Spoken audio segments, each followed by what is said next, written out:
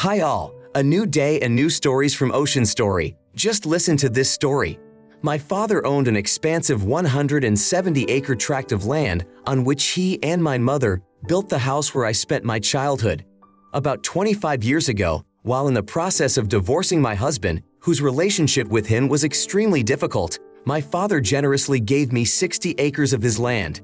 This gesture allowed me and my young children to move into my childhood home and reside there with my parents. 5 years after moving in, I approached my father to set a price on the land so that I could officially buy it back. My father offered me a price that was below market value, but one that I could afford as a single mother. Thus, I became the legal owner of the land with all the necessary documents in my name only. For 24 years, I have lived near my parents. I have 2 sisters who live a few hours away from us. With the recent passing of both my parents, the terms of my father's trust fund required that all of his estate assets be divided evenly among his 3 daughters. This meant that each of us was to receive 1/3 of the remaining 110 acres of our father's land. However, shortly after my father's funeral, my sisters expressed their dissatisfaction to me. They argued that the terms of the trust were unfair to them since I already owned 60 acres.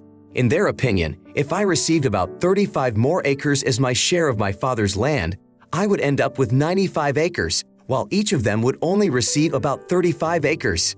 They felt that a fair solution would be for me to give up my share in favor of them. Thus, each of the sisters would get 55 acres and I would keep my original 60 acres. Over the years, after I purchased the house, my father had several opportunities to amend his will and trust. However, he never did. In addition, my sisters never raised the issue or shared their concerns with my father. 2 days after discussing the inheritance, one of my sisters apologized twice via text messages for her behavior, while the other sister showed no signs of remorse, did not text or call me. I made a firm decision to keep my share of the inheritance, not considering it necessary to give it up in favor of my sisters. This decision, although it resulted in the loss of good relations with my sisters, was a conscious choice, and I believe that I did not do anything wrong.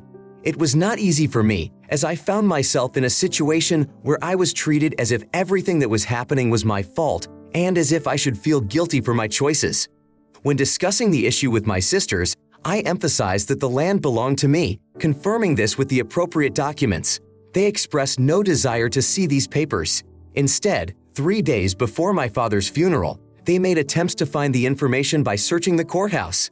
This behavior by the sisters makes me feel embarrassed, even though I acted in accordance with the law and my beliefs. You are really not to blame for the situation.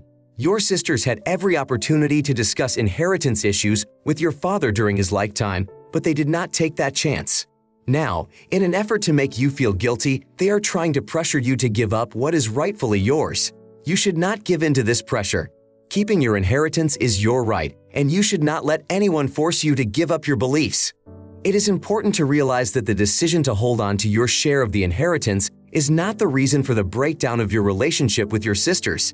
In fact, their unwillingness to honor their father's last will and their own greed was the stumbling block that jeopardized your relationship. You stand your ground, and rightly so. Your decision to keep the land for which you have paid a fair price is legal and justified. This land you now live on was purchased by you and titled in your name, making it your property, not part of an inheritance. If your father had wanted to dispose of his land holdings differently, he would no doubt have drafted a will accordingly, making his intentions clear.